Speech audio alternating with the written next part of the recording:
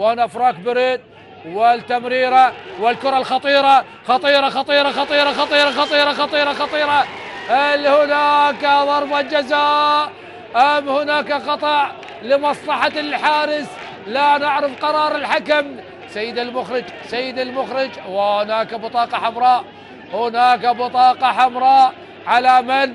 هل على جاسم سلطان أم أحد إداري فريق القاسم؟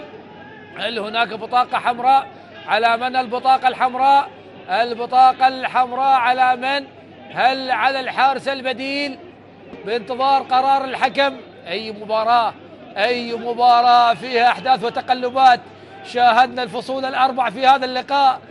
نعم، شاهدنا الكرخي يتقدم ومن ثم عودة للقاسم، والطرد على من؟ الطرد على جاسم سلطان.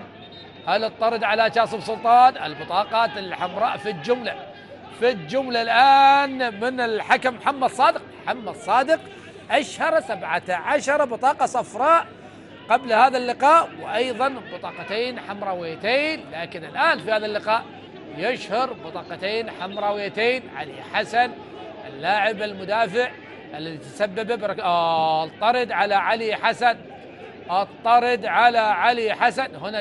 هنا الإعادة ومحمد علي يسرق الكرة، لكن هل هناك إعاقة للحارس أحمد شاكر على اللاعب محمد علي اللاعب البديل؟ لا نعرف، لكن قرار الحكم. وهنا بصراحة هذه اللقطة فيها أكثر من كلام. جاسم سلطان أيضا يطرد.